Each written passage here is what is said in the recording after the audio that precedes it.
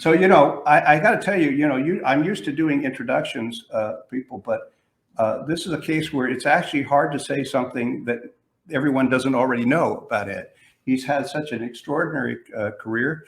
I didn't realize how many CEO positions he's had, but it's a lot, right, Ed?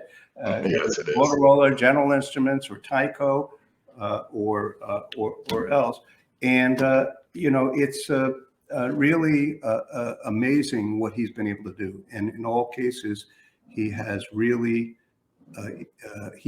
created change, and he's created value, but he has also created a lot of change in the businesses that he has run. So we're very pleased, because in this world today, right, Ed, where things are really quite tumultuous, right? It puts a premium on leadership for transition, right? Because then it puts a lot more pressure on people to be able to anticipate what the changes are going to be, and there's certainly a lot of them today. But also then to fashion a strategy that matches the business that they're running to be successful, not only from a business point of view, but from the point of view of the shareholders, right? So that's why we were very pleased to have Ed, who's probably one of the leading CEOs who's been able to do this, but multiple times, right? So we're really pleased. So let's start out, and I'd like to, Ed, you've had a really extraordinary career, transforming a lot of different companies, and I think maybe if we could start, if you could talk about a little bit about your career and some of the key things in your career that you want to share in terms of the trajectory of your history.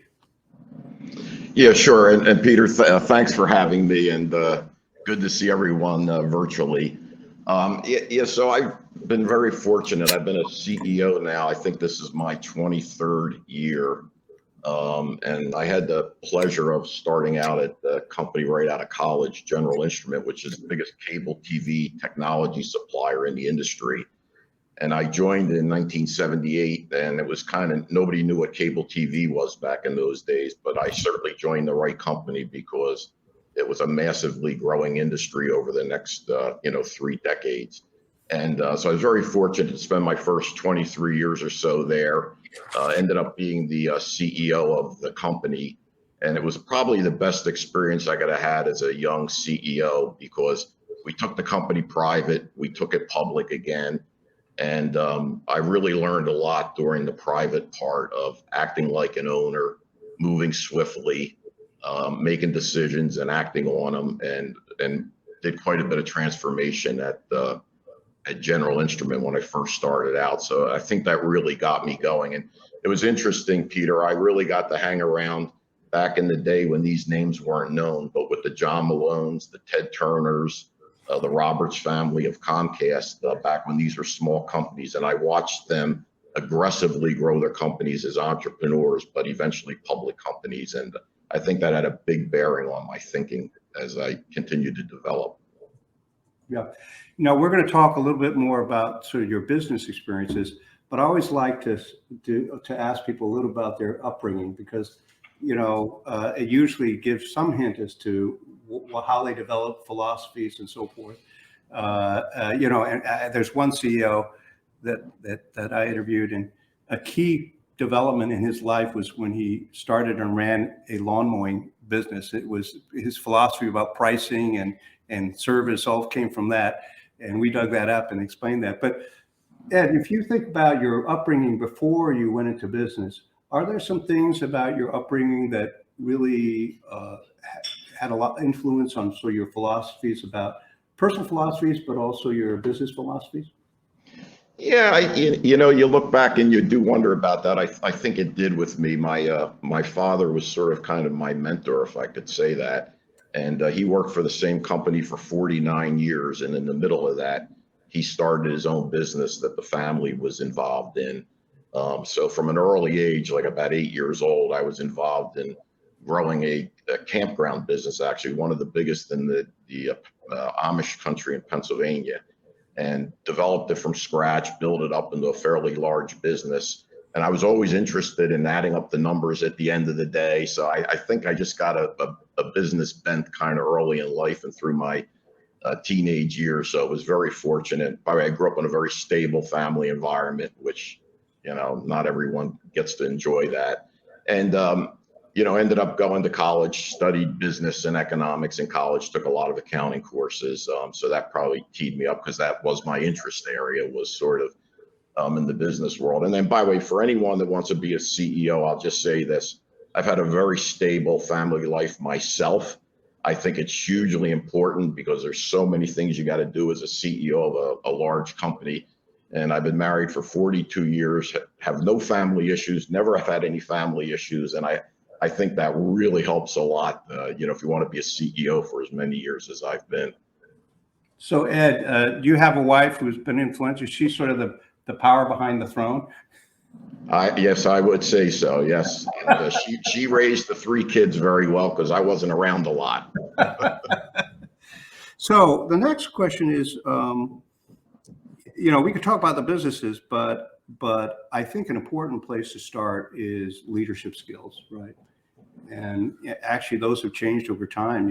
What it took to be a CEO 200 years ago, whatever, was quite different than today.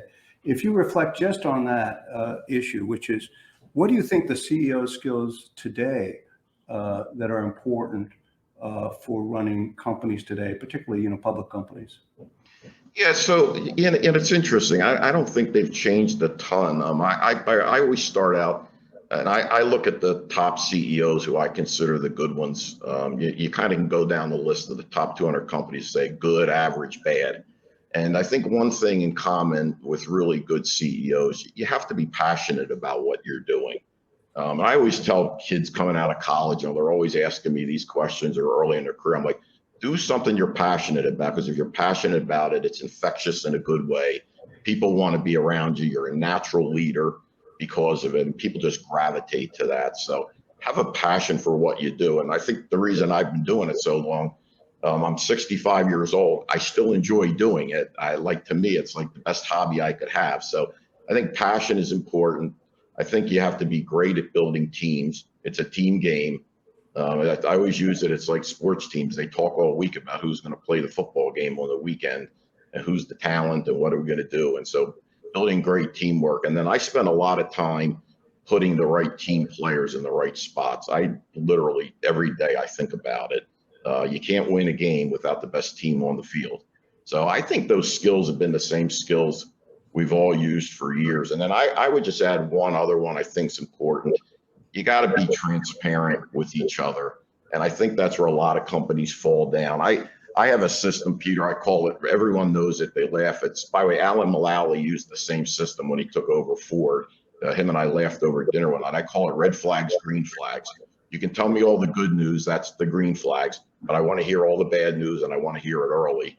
And, if you have a very transparent organization like that, it's amazing how quickly you can fix problems and they're not hidden from you.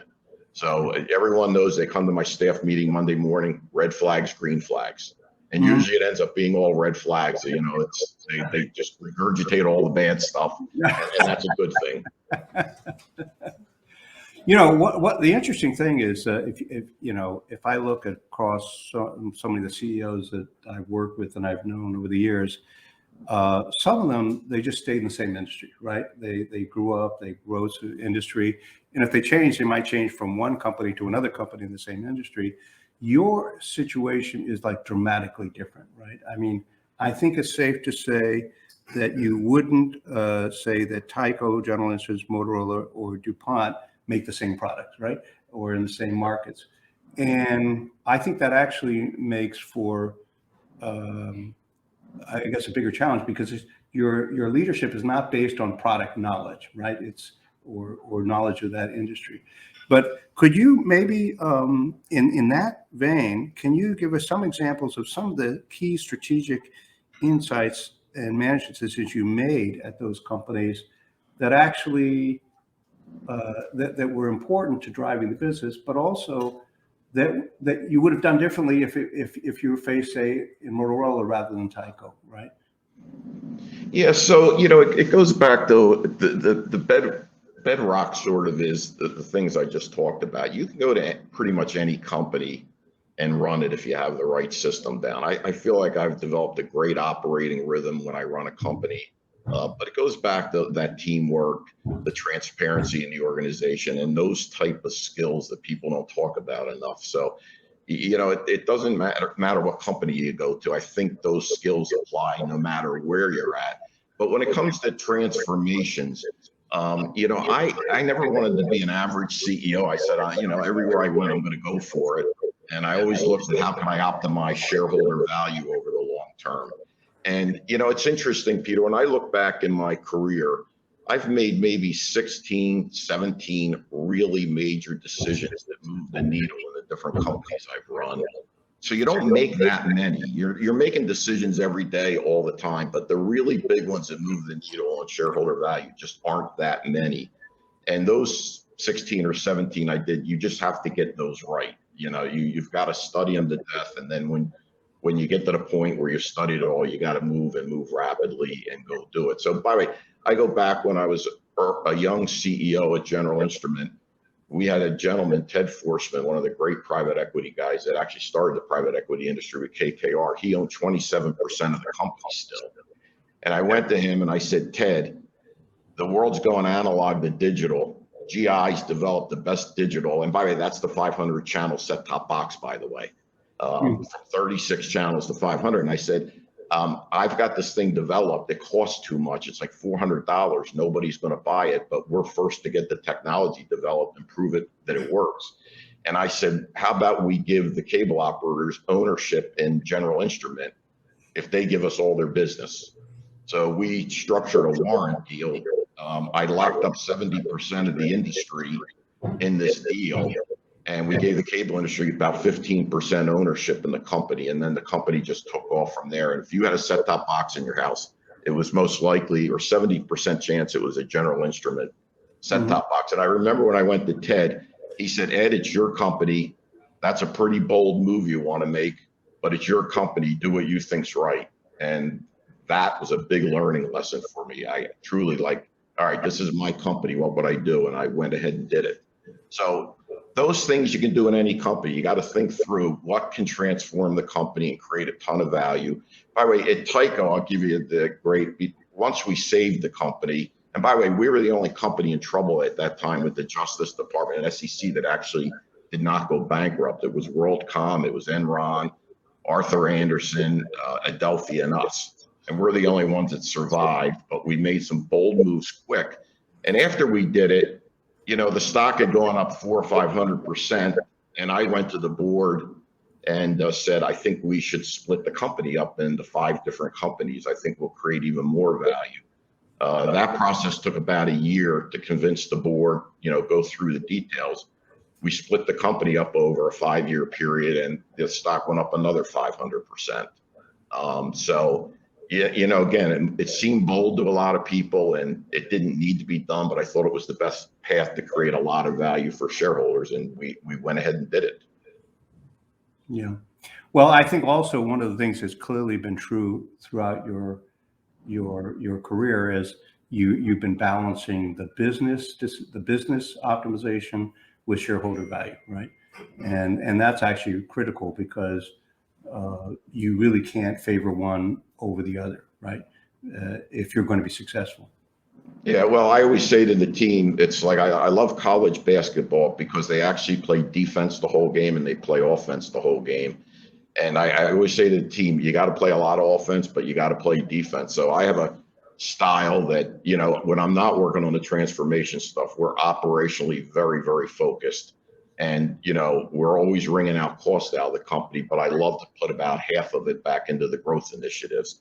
And it's a nice balance. Every company should figure out their own balance. But, every year I optimize the cost structure, mostly taking G&A out of the expense line, and I'm adding back R&D and application engineers and things like that. And it's a nice formula to grow your company. So you have to have a great operating style. But I never take my eye off of, is there a big lever I could pull to really create a ton more value than just incrementally move it along operationally?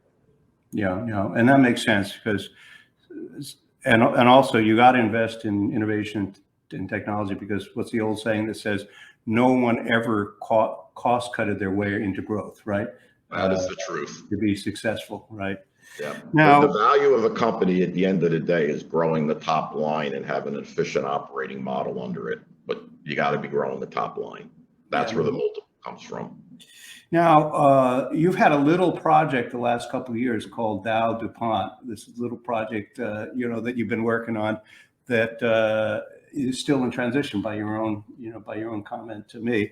So, just maybe if you look back and say, what have the accomplishments been thus far, and how do you think the future will unfold for the sort of these companies that you created and the one that you're leading now, which is DuPont? Yeah, so Peter, that was an interesting period. I was actually retiring from Tyco and joined the DuPont board because they were having a bunch of issues, and ended up taking over the CEO role 7 months into being a board member. So that was 6 years ago, and I'm still here doing it. It's going to be a short stint, and it's turning into quite a long one. And this goes back to making a bold move, but you got to study it really well. DuPont was not performing well, but it had a lot of great assets. And the issue strategically was that the agriculture industry was going to consolidate. You could see it happening. And by the way, it did happen. The Bayer Monsanto deal, Syngenta to ChemChina. And we had more than 50% of the value of DuPont was in our two agriculture businesses. And we were going to be stuck as like the number 6 player in a field of 5. And Dow had the same issue with their ag business. And our two ag businesses were the best two to put together because it gave us a full complement of crop protection and seeds. And it made the most balanced portfolio besides Bayer Monsanto that you could have. So when you have over 50% of your value in that and you see in front of you a monumental risk, it really looked at, could we put the two ag companies together? The more we studied it, or I studied it, I'm like, wow, I love all these specialty businesses in Dow. They actually fit with all the specialty businesses at DuPont. And by the way, that was the old Roman Haas. And I think Raj Gupta's on your agenda today. He was the CEO of Roman Haas before he sold it to Dow. That's right. And so we took the electronics business, the nutrition business, the building business, and put them all together with the like businesses at DuPont. So I think out of it, we created 3 very focused companies: an agriculture leader, a specialty leader, and more of the material science, a chemical company in Dow. And by the way, in the middle of all that, we spun out our big nutrition and health business and created the world leader in IFF in the nutrition and health space. And we did that about 8 months ago. So we have 4 really great companies that we created. And then the reason I told you the journey wasn't over is we made our last big transformative announcement last week, and we're effectively getting out of the cyclical part of DuPont, more on the commodity side than the specialty side, and divesting a business that we'll probably get about $12 billion for. And we had simultaneously announced the acquisition of Rogers Corp, which is a great electronics material company that adds to our portfolio. So we're in the middle of that last big transition now over the next year to really have the DuPont portfolio very high end, faster growth, low cyclicality, and it compares very well to the best multi-industrial companies in the world and benchmarks extremely well. So we've been on literally this 6-year journey to get to this point. Yeah. Well, you've made a lot of progress, and I think the word retirement doesn't seem to apply to you from what I can tell, right? But I think that's good for the shareholders that you're in the saddle. There's an interesting thing. We talked about differences by industry, the styles of CEOs and so forth. But then there also, if you look at some of the famous CEOs like yourself, they have some really different philosophies. For example, Jack Welch, the most famous philosophy is we want to be number 1 or number 2 in everything that we are, right? And that was what drove GE during the Jack Welch days. But he says, but doesn't bother me if I'm in, aircraft engines and in healthcare and so forth, as long as I'm I have a collection of leaders, right? Another contrast is Jeff Bezos, where he says, well, this new technology of the internet, and if I build a distribution system tied to it, I can disrupt the retail industry. And so in his case, totally different philosophy, which is how do I take a technology and disrupt an existing industry? So if you were to look at your own, philosophies, is there kind of a signature philosophy like that, of that type, sort of a headline type of philosophy? Or is it one that is changed based on the circumstance, which would be totally reasonable as well? Yeah, well, Peter, it's interesting. I think there's, I do have kind of my own philosophy, but I would take it a notch above that for a second. I think in today's world, there's so many things going on to disaggregate your company and maybe commoditize your company or change the whole business model. And look, you see it everywhere. In the retail market with Amazon is probably one of the great examples out there. I think when you're running a company in today's world, you got to be really transparent about, all companies do strategy, and I do a 5-year strategy and I do it with the board and they kind of know where I want to head. The bigger thing I think you have to watch more so in today's world than even back, 30 years ago is doing a real honest risk assessment in your business. So when I go back to say I have made 16 or 17 really big moves in my career, half of those moves, when I went back and looked at it, I did because I was concerned about a risk. And I needed to address a risk. So the agriculture story I gave you was a risk. Splitting up Tyco was totally a strategy, proactive, positive strategy move. So it's interesting when you talk to your board. I talk more about risk a lot of times and how can I mitigate this? And if you get in front of it early, you can usually address it. So I just say philosophically, I think a CEO in today's world has got to be great at strategy and has to be great at having a real robust risk assessment. And then you can proactively deal with any issues that come up. So that's kind of number one. I must say I lean more towards the Jack Welch model. I'm a crazy benchmarker. Every company I go into, I benchmark every metric, and then every one I say, why aren't we best in class? And why can't we get the best in class? And usually you can get there. And so I'm a big believer in benchmarking. And then I fall where Jack falls. I spend a lot of time on the leadership supply in the company. Do we have the right people in the right spots? And by the way, that changes over time. You can have a great leader. They can have things going on in their life, or they get bored, or they're not passionate anymore. And you really got to be on top of that and always make sure you got the best team on the field. So I think a lot of Jack's philosophies still apply.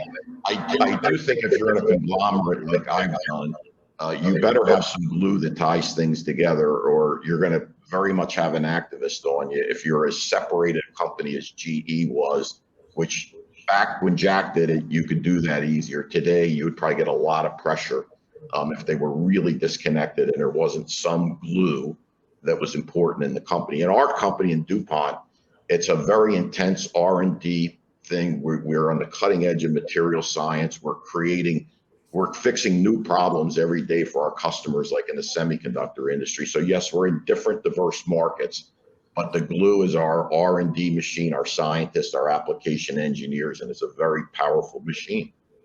Yeah, that's right. Well, it's interesting, transformation of a company has a lot of different dimensions. It's not just one dimension. You have to have a view of where the world is heading overall, and specifically in the industries you're in. You have to have a view of how your company is aligned with your view of the future, right? And how value can be created and unlocked, and what has to be improved or changed, but also, as you mentioned before, having the right senior team. So I guess the question to you is, if you're a public company, can you tell us how you've dealt with these kinds of issues? Because there are like 4 or 5 things, each of which is important, right? You have to have a view of the future. You have to have the right people. You have to understand what variables, tools you have. So how have you sort of those factors, how have you dealt with these specific issues in the companies you've led? Yeah, so first of all, it's just like operationally, you got to run your company well. So again, I go back to my benchmarking.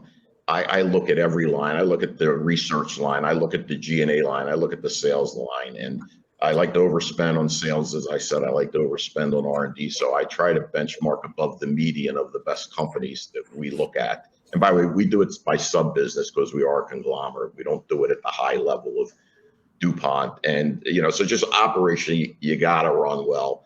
By the way, it goes back to also, if you're going to do something transformative, because I'm always thinking that way, you need to talk to your board about it early and a lot. So what I do, Peter, I take the first hour of every board meeting, and by the way, I know a couple other CEOs that do it, and a board I'm on. I take the first hour and I just talk about strategy and risk. And then by the time we get ready to do something or something becomes available for us to do, the board is well aligned. They know exactly what we want to do, and we're ready to move and move fast. By the way, I'm the lead director on the Comcast board. Brian Roberts, the CEO, does an awesome job. We call it Breakfast with Brian. It's 1 hour before the board meeting starts, and he does the same thing. And then when we make a big move at Comcast, everybody already knew about it. We've talked it through, whether it's a proactive strategy or a risk that we're trying to resolve. And so that's a little bit of the trick behind it, because a board cannot come along quickly on something really, really big. They need time to soak on it and ask a lot of questions. So I think that's a key part if you're a CEO and you want to make some big, bold moves. Talk about it constantly, because when you get to resolve it, you're ready. Yeah. Yeah. And I think you point out a very interesting point, because actually a lot of the boards, they look at the wrong end of the telescope. They don't spend enough time thinking about the overall strategy, and they spend a lot of time on, finance, this and that. But I think your point is, you got to not force them, but you want to talk about the big picture and the strategy at every meeting, right? Because execution, if you don't have a good plan, doesn't work really well. Good strategy doesn't work very well. Well, and by the way, you should limit some of the board stuff on the financials. I mean, we all read, Comcast, I read it ahead of time. I get it. I maybe have 2 or 3 questions. I don't need them to regurgitate the whole thing for 2 hours. And then you can spend a lot more time doing the strategy, the risk, and really talk about the real issues out there. And look, the world's moving so fast. We're all looking at massive changes. It just didn't happen this fast when I first became a CEO. So I think you have to spend more and more time in that area with your board, to get it right. Yeah. So there's a different dimension I also want to talk about, and that is the fact that we're in the current environment facing so many unusual disruptions, right? We're in a particularly challenging world, whether it's supply chain disruptions, the pandemic, the geopolitical tensions. I mean, what's going on between Russia, China, US, and so forth is really pretty remarkable.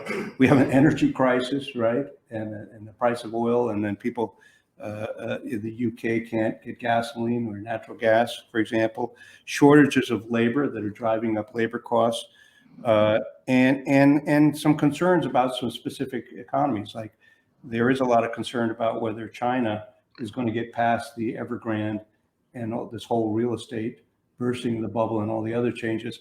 So thinking back over the years, usually there are like 2 or 3 things on your list of things that are really not pleasant that you're having to deal with. I just listed about 7 or 8.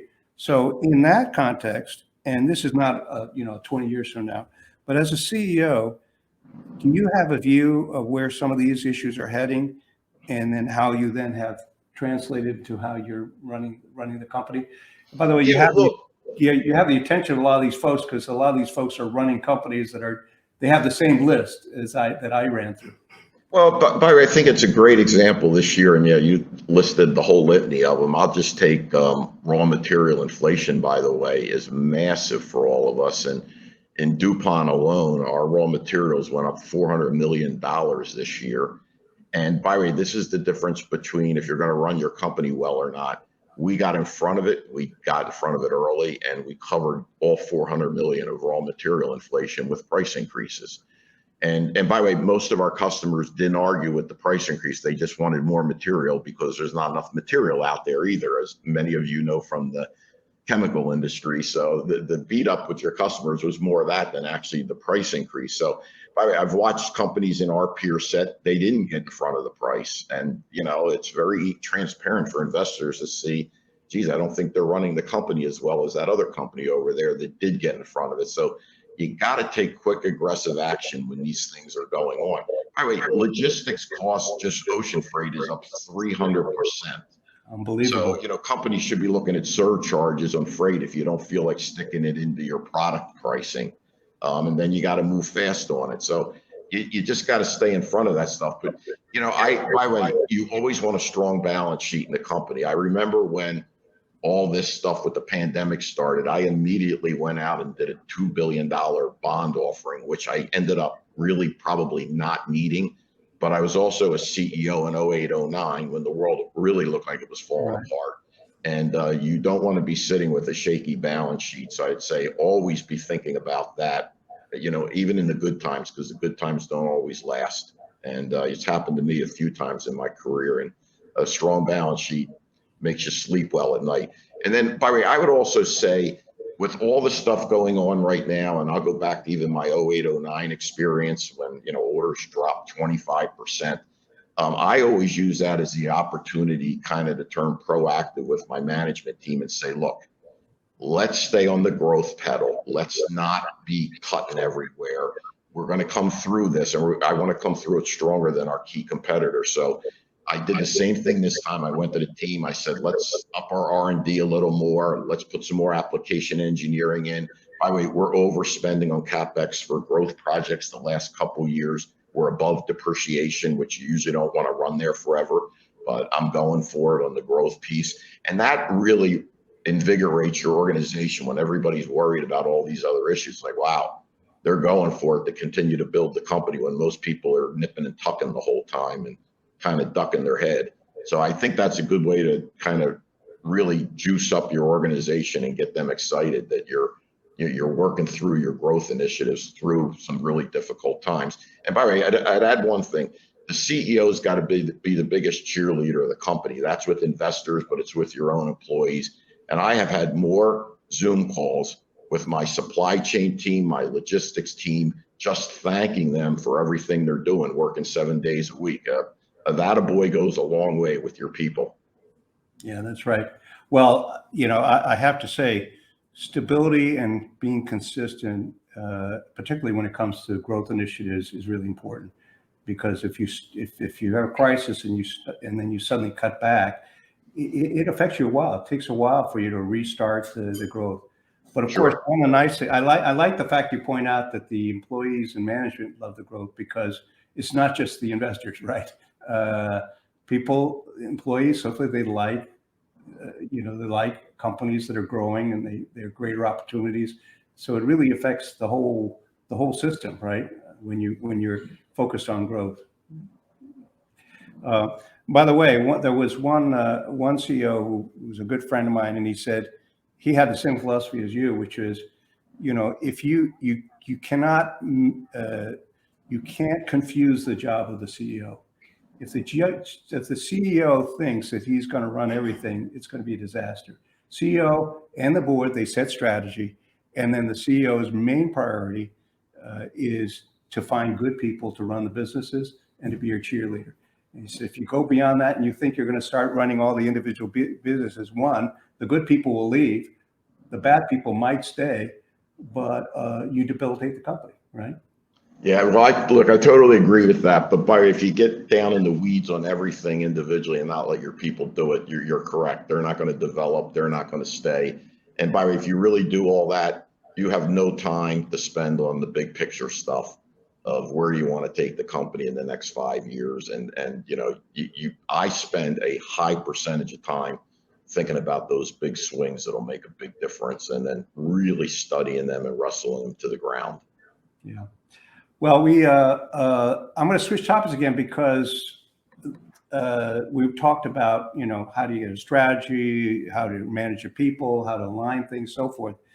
But the world is a strange place. No matter how good your crystal ball is, and no matter how smart you think you are, things happen that you can't plan for, right? And I remember my father, he said, he had two things to, he had a lot of things he told me, but one was, he said, expect change and expect that there'll be changes that you didn't anticipate. So the important thing is for you to figure out how to manage yourself and your career to be resilient, or if you're running something, right, to adapt to these sudden changes in an intelligent way, right? I'm president of Société de Chimie Industrielle, one of the largest and oldest nonprofit serving chemicals and life sciences. Pandemic hit, and we just got the whole board together and said, we're going to change the strategy in the next week, because we can't afford to take 6 months to figure out how to go from a totally in-person events to something. And we did that. And we also said, let's not think of this as just defense. Let's think of it as offense. If we have webcasts, we can do more of them. So we went from 9 events a year to 20 events a year, right? And we're more profitable, though we're not profitable. We're not trying to make money. So I think that's the point, which is you got to be able to. Now, in your case, though, I'm sure over the years, you got hit by things that you couldn't have forecasted, right?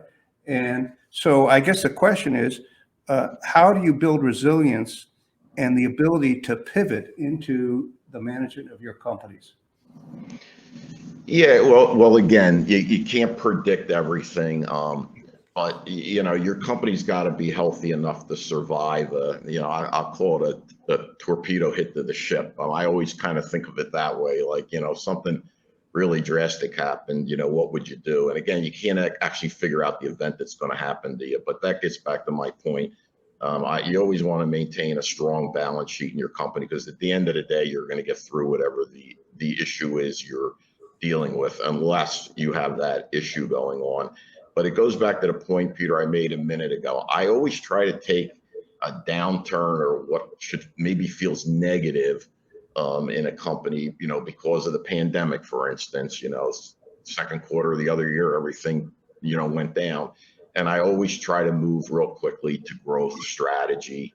What are we going to do positively to influence our customers to want to buy more from us? And so I think, and by the way, I do it on purpose, because employees are, by the way, they're a little more depressed during this period of time.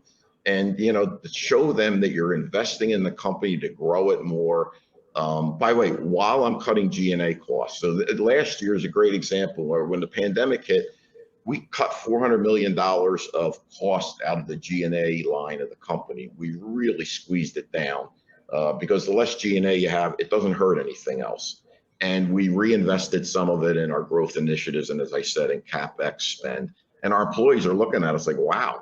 And I'm like, look, while everyone else is kind of hurting, let's really keep, lifting weights and getting stronger here. And at the end of the day, we're going to come out of this in way better shape. And it just sends a great tone throughout your company. So I would ask people, if you're in a CEO spot or going to be, you always got to take the negative, and then, but what can we do positive while the negative is going on?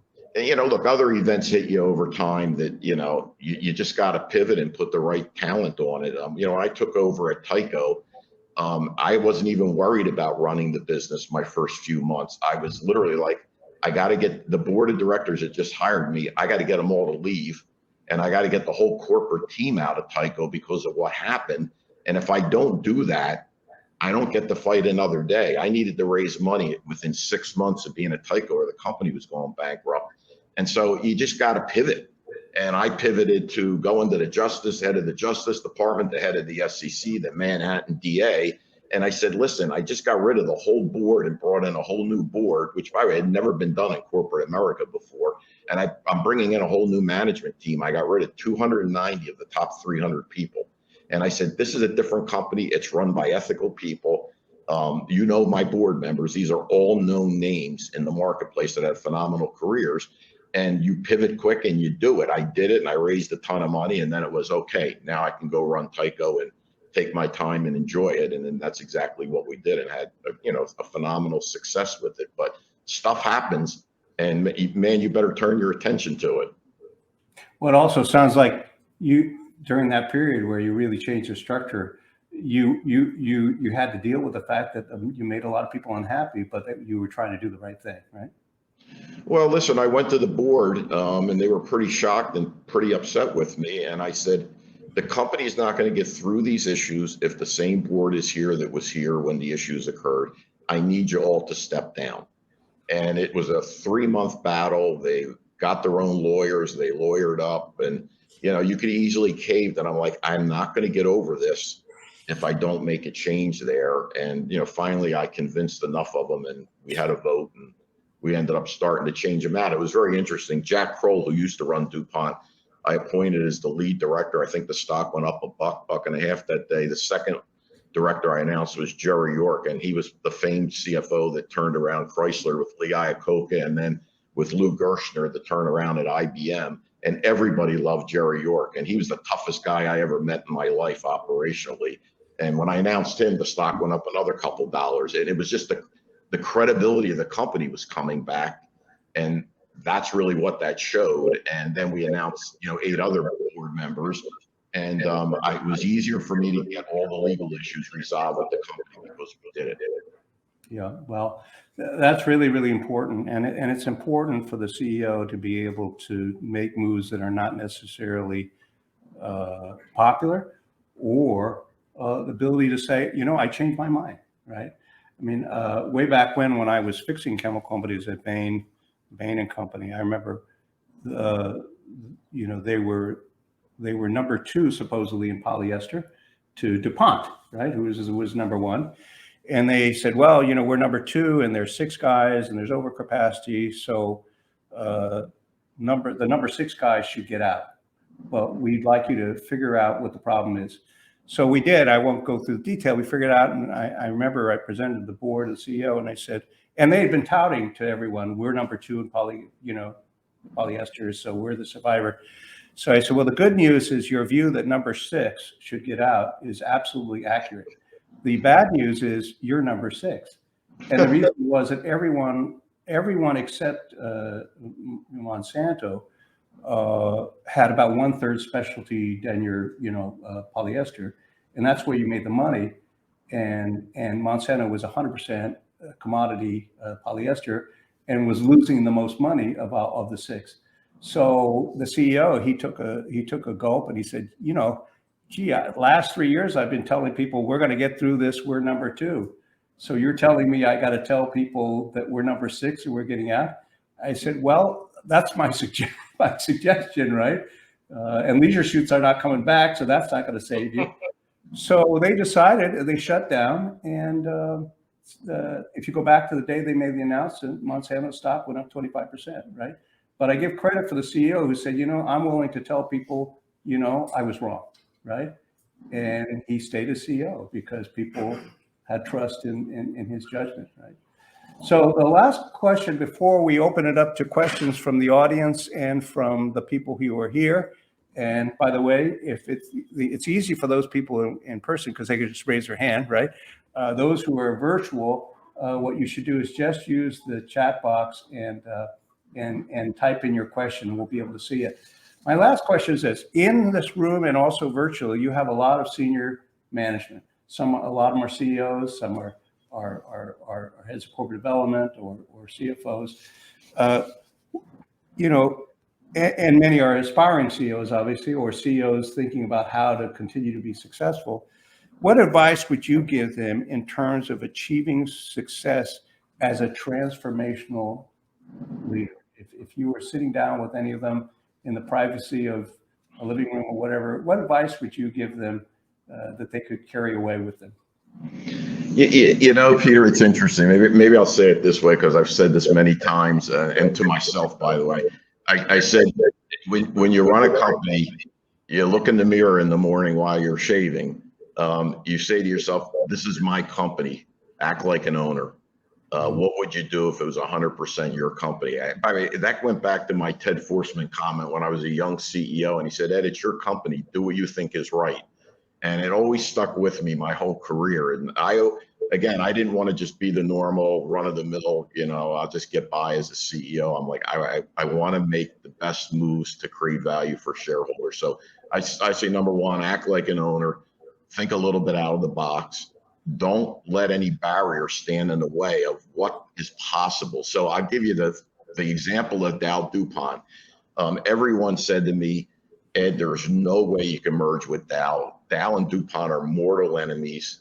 And I said, well, how can that be? We're in all the same industries. We actually should, we must think alike in a lot of ways. And by the way, if I'll give you another example why sometimes these things are hard to do, is in the state of Delaware. DuPont is Delaware. And we've been here for 220 years. The state of Delaware didn't like what I was doing for quite a period of time. Now they love how it's ended up and how the company's doing, but they didn't understand the whole transformation that was going on. So they're hard decisions to make, but if in your heart, you're making the big moves, and you're acting like an owner in the best interest of really creating value for your shareholders. If you're creating value for your shareholders, you're probably doing well by your employees, you're doing well by your vendors, your suppliers. It all plays into a positive outcome. So, I go back to act like an owner, study everything and study risk and get in front of it. And I think if you do that, you'll be a very successful CEO. But you got to put a good team around you. You cannot do this on your own. It's a team sport. Yeah. Well, Ed, I tell you, your advice should also apply to investment bankers. And our philosophy at Young Partners is we think, what if we were the owners or we the CEO? And so often we recommend not doing something, even though we won't get a fee if they follow the recommendation.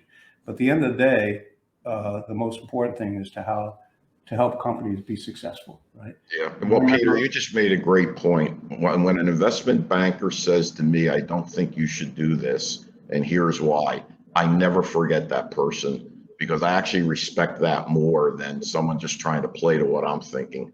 So it doesn't happen often, but when it does, that's a very special person. Well, it was interesting because we were hired to help a big public company make an important decision about whether to split up and so forth. And I remember we gave a presentation to the board, and then at the end, the CEO and the chairman said, well, could you step out of the room because we want to discuss this and so forth, but don't leave, just step out of the room.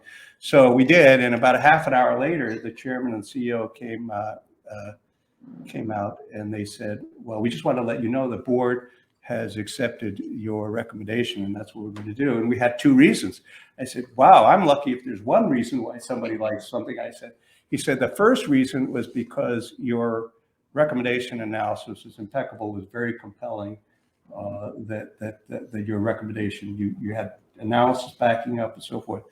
And I said, well, what was the second one? He said, because the way your engagement letter was written, it was very clear you would make more money, a lot more money, if you had recommended the other one.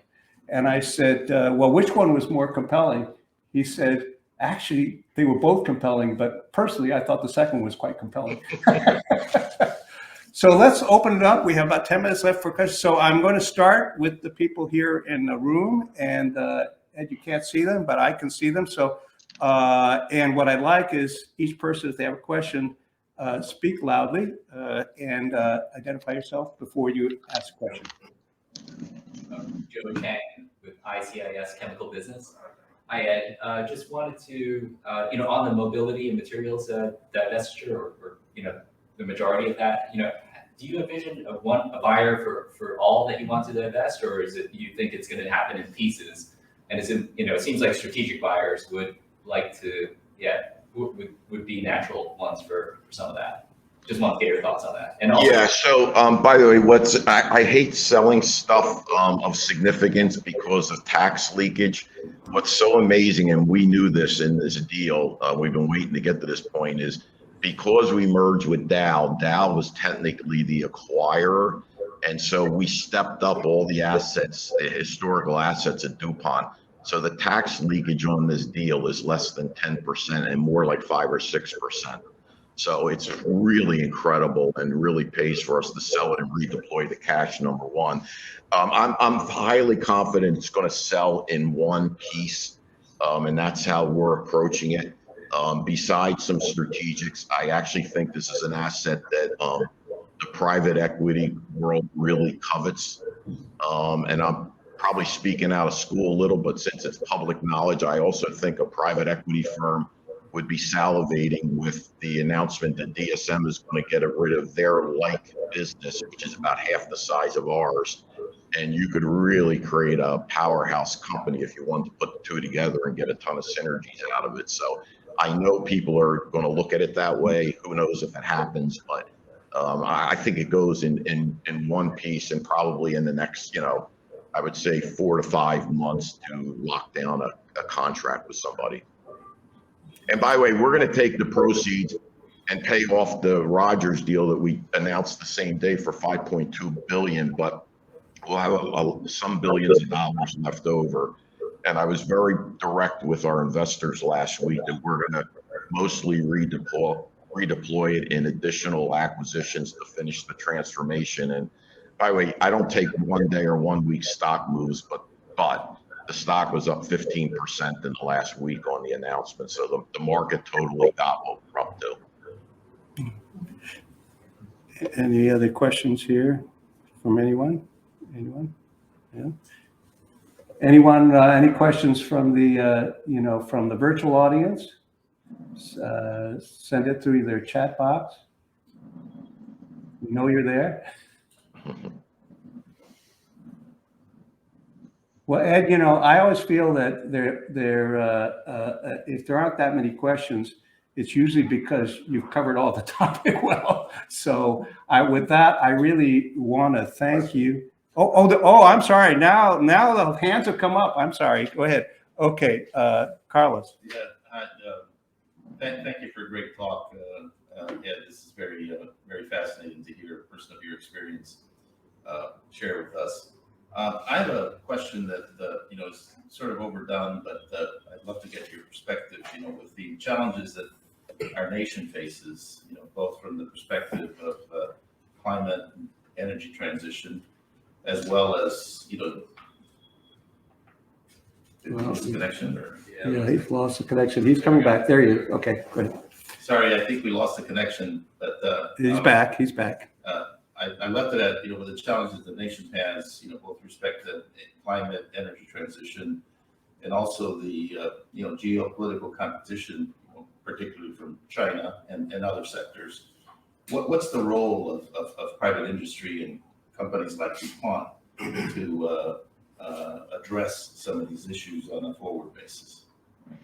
Yeah, so by the way, there's a powerful tool for all of us that run at least some of the bigger companies, and that's the Business Roundtable. So I lean on them a lot on a lot of policy issues. They're very effective because you've got the clout of so much of corporate America behind you. So we've weighed in, for instance, very heavily on the China relationship. And it's got, let me just say it this way, it has to stay friendly from a business environment standpoint, because that would affect so many different companies, by the way, globally, obviously, but like even DuPont, we're 20% of our business is in China. So that's very near and dear to my heart.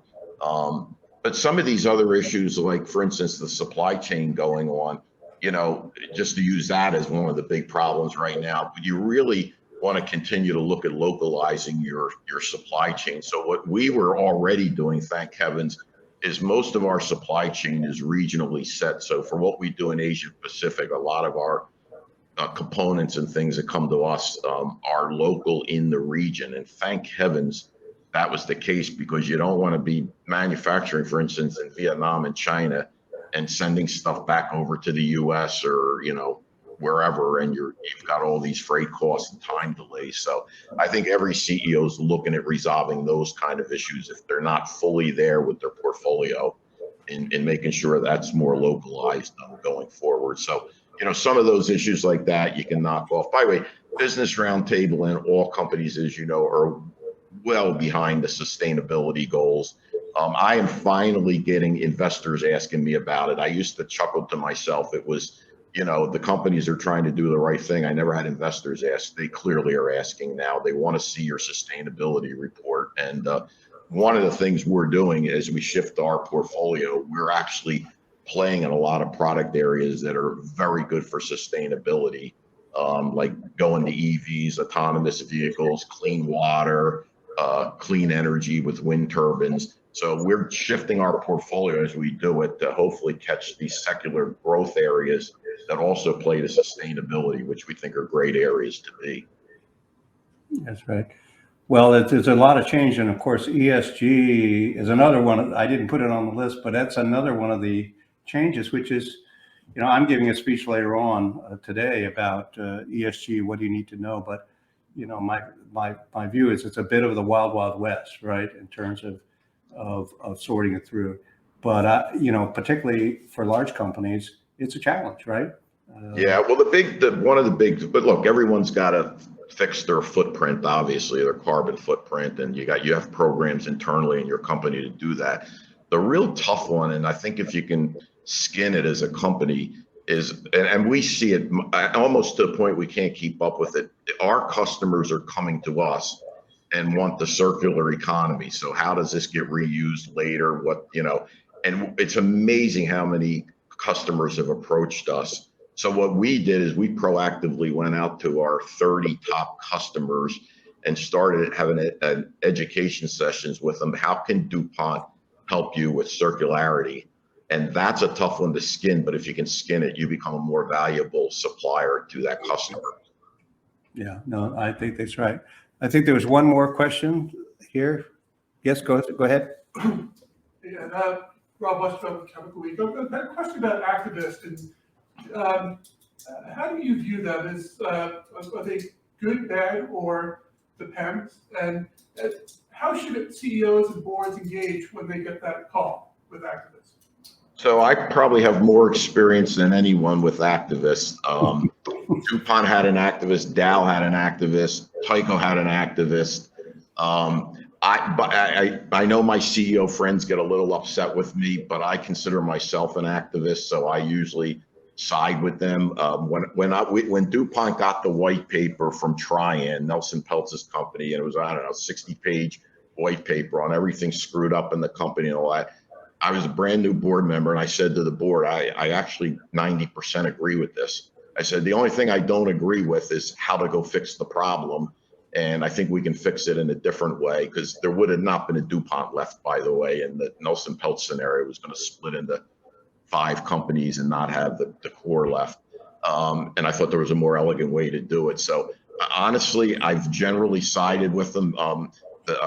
We had an activist in Dow when Andrew Liveris and I started talking. That was Dan Loeb, Third Point, really tough guys. I read that white paper and I agreed with 90% of that also. So I guess it goes back to my point about acting like an owner and making bold, decisive moves. Maybe another way to say it is you need to be your own activist. What they were asking for was actually right. And they were some big, bold moves, but at the end of the day, they had done great analysis. And I turned both of them into my friends. And to this day, they'll admit that to you publicly, that, I just went about it differently, but they certainly endorsed what we were doing because we were getting to the right end game. And by the way, at Tyco, when I got in there, I became their friend because they're like, oh, okay, Ed thinks like we do, he'll get this thing fixed. So you have to react as a board when you get that. You really got to, that goes back to being transparent with your board and being open. And, if they have an opening to get you and their analysis is good, you're not going to hide from it. They have too much clout out there. And I've just watched it so many times. You need to deal with it. By the way, if an activist comes at you like they used to and say, lever up and buy a bunch of shares back, I think that's a bunch of hogwash. That's ridiculous. They're just trying to get a short-term bump in the stock so they can make some money and get out.